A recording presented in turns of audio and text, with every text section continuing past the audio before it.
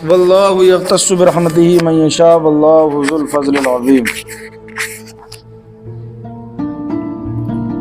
ترجمہ ہے، اور وہ لوگ جنہوں نے کفر کیا اہل کتاب سے اور وہ جو مشرک ہیں وہ یہ چاہتے ہیں کہ ان ینزل علیکم من خیر من ربکم، کہ تم پر کوئی بھلائی اترے تمہارے رب کے پاس سے۔ وہ یہ نہیں چاہتے کہ تم پر کوئی تمہارے رب کی جانب سے بھلائی اترے۔ واللہ یختص برحمتہ من یشاء، اور اللہ اپنی رحمت سے خاص کرتا ہے جسے چاہتا ہے۔ واللہ ذو الفضل العظیم، اور اللہ بڑے فضل والا ہے۔ اس آیت کریمہ کا مطلب اور مفہوم اور شان نزول کہ یہ آیت کریمہ کیوں نازل ہوئی، تو یہود کی ایک بہت بڑی جماعت وہ مسلمانوں سے دوستی اور بھلائی کی خواہش کرتی تھی،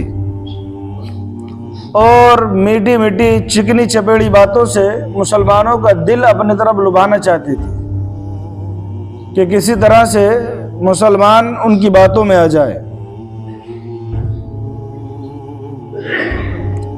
تو مسلمانوں کو خبردار کرنے کے لیے یہ آیت کریمہ اللہ رب العزت نے اتاری کہ اہل کتاب میں سے کچھ لوگ اور مشرکین میں سے کچھ لوگ یہ صرف اور صرف تمہیں اپنی طرف مائل کر کر، تمہیں اپنی طرف کر کے صرف اپنی خواہشیں پوری کرنا چاہتے ہیں، ورنہ اصل حقیقت میں ان کے دل میں تمہارے لیے کوئی ہمدردی کی جگہ نہیں۔ اور یہ بھی فرمایا گیا کہ کوئی مسلمان کسی کے بہکاوے میں نہ آئے، کیونکہ اللہ کا فضل جو ہوتا ہے اسی کو ملتا ہے جسے اللہ چاہتا ہے۔ اللہ اپنی رحمت سے جسے چاہتا ہے اسے خاص فرما دیتا ہے۔ دو وجہ اس کی بہت اہم تھی۔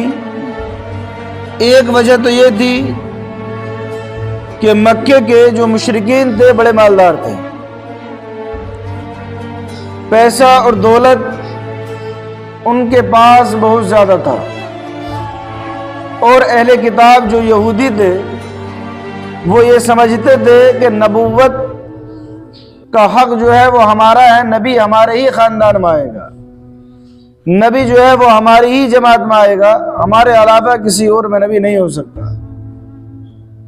تو وہ تو آقا صلی اللہ علیہ وسلم اور مسلمانوں سے حسد اس وجہ سے رکھتے تھے کہ مسلمان نبی جو ہے وہ ان کے خاندان میں نہیں آئے، اور مشرکین اس وجہ سے حسد رکھتے تھے، کہتے تھے کہ غریبوں میں نبی کیسے آنے لگے، پیسہ ہمارے پاس، دولت ہمارے پاس، ثروت ہمارے پاس، سب کچھ ہمارے پاس، پھر نبی جو ہے وہ غریبوں میں آئے، ایسا تو ہو نہیں سکتا۔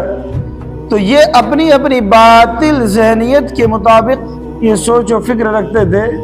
اللہ رب العزت نے اس کا انکار کیا، اور مسلمانوں کو ساتھ جو ان کی ہمدردی ہوا کرتی تھی اللہ رب العزت نے اس کی طرف اشارہ فرمایا۔ اس لیے کہیں ایسا کہ جو مسلمانوں کو سبز باغ دکھا کر کے ان پر ان کے گھر تباہ کر دے، مسلمانوں کو سبز باغات دکھا کر کے ان کے بچوں کا فیوچر اور مستقبل خراب کر دے، تو حقیقتاً وہ مسلمانوں کے خیر خواہ نہیں ہوتے ہیں، بلکہ مسلمانوں کو شہد دکھائے زہر کھلائے والا معاملہ کرتے ہیں کہ بڑے بڑے سپنے دکھائے کہ ہم تمہارا یہ کریں گے وہ کریں گے، لیکن جب وقت آتا ہے تو وہ مسلمانوں پر حملہ کرنے سے چوکتے نہیں ہیں، جیسے ہندوستان کے اندر بارہا اس کی مثالیں دیکھی جا سکتی ہیں۔ اس لیے ایک مسلمان اللہ رب العزت سے امید لگاتا ہے، کسی دنیا دار سے امید نہیں لگاتا، اور اللہ نے خود فرمایا واللہ یختص برحمتہ من یشاء، اللہ اپنی رحمت سے جسے چاہتا ہے خاص کر دیتا ہے۔ دنیا کے اندر کوئی کسی کا کچھ بگاڑنا چاہے، لیکن اگر رب کی رحمت ہو تو پوری دنیا بھی ایک ساتھ مل جائے تو اس کا کچھ نہیں بگاڑ لے سکتے۔ اس لیے اللہ کی رحمت کی امید کرنا چاہیے، اور فضل اللہ رب العزت کا تلاش کرو، دنیا کا فضل تلاش نہ کرو۔ دنیا کا فضل کوئی نہیں کر سکتا، بلکہ خدائے تبارک و تعالی جس پر اپنے فضل کی بارش نازل فرما دے اس کا کوئی ذرہ برابر بھی بگاڑ نہیں سکتا ہے۔ اللہ رب العزت تو بے شمار اپنے بندوں پر فضل فرماتا ہے۔ اس آیت کریمہ سے چند فائدے حاصل ہوتے ہیں۔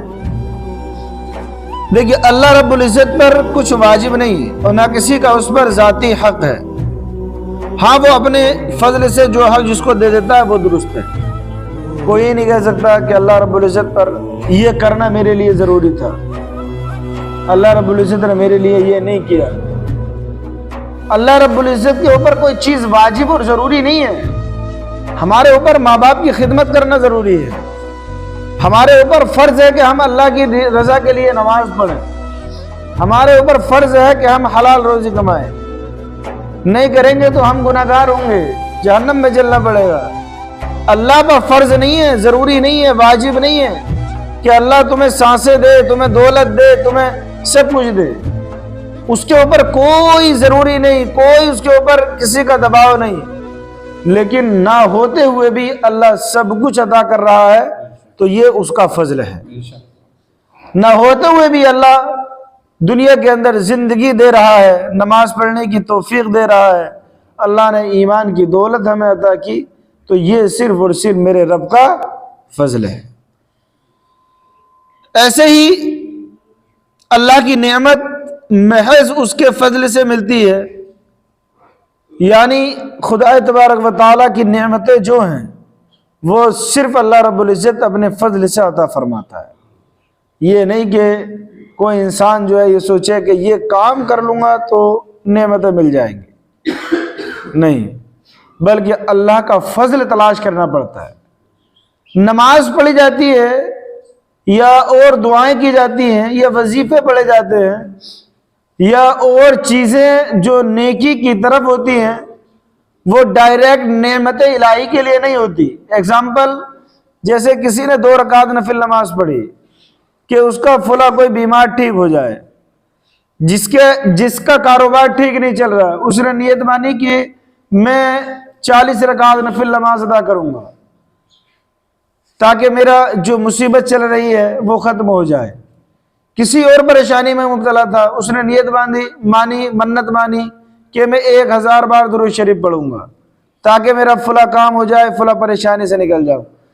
تو یہ جو نماز کی نیت مانی، منت مانی یا درود شریف پڑھنے کی منت مانی، یہ منت جو مانی ہے اس کا مطلب یہ نہیں ہوتا ہے کہ کوئی بندہ یہ امید لگائے کہ نماز کے ذریعے سے میری پریشانی دور ہوگی، نہیں، بلکہ جو روزے رکھنے کی منت مان رہا ہے، قرآن کی تلاوت اپنے گھر میں کرا رہا ہے، نماز نفل ادا کر کر رب کا شکر ادا کر رہا ہے، تو وہ نماز اور روزے اور درود اور کلمے سے اپنی پریشانیوں کا حل نہیں چاہتا ہے، بلکہ ان کے ذریعے سے رب کی رضا چاہتا ہے، اور یہ امید لگاتا ہے کہ نماز، قرآن، روزہ، تسبیح اور درود پڑھ کر کے رب کو راضی کروں گا تو رب میری پریشانی کو دور فرمائے۔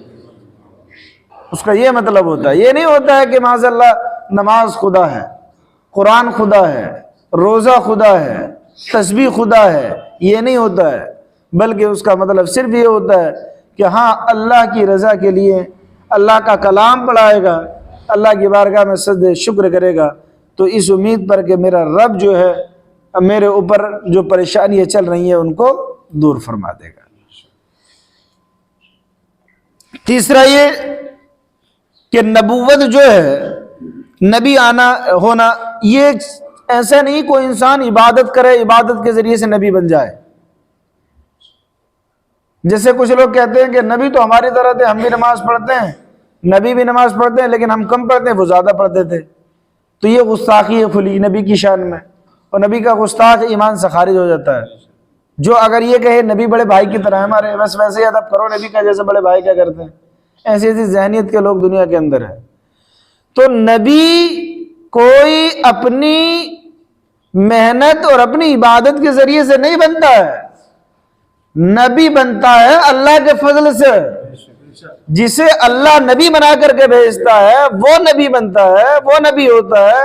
کوئی یہ سمجھے کہ ہاں میں پوری رات پورے زندگی اپنی عبادت میں لگا دوں اور اللہ مجھے نبی بنا دے، 40 سال عبادت کی اور اعلان کر دے دلی کی جامع مسجد سے کہ ہاں بھائی میں نبی ہوں، تو ایسا نہیں ہوگا۔ کوئی کہے کہ میں جو ہے نبی بنا کر کے مجھے بھیجا ہے، تو یہ سب چیزیں باطل ہے۔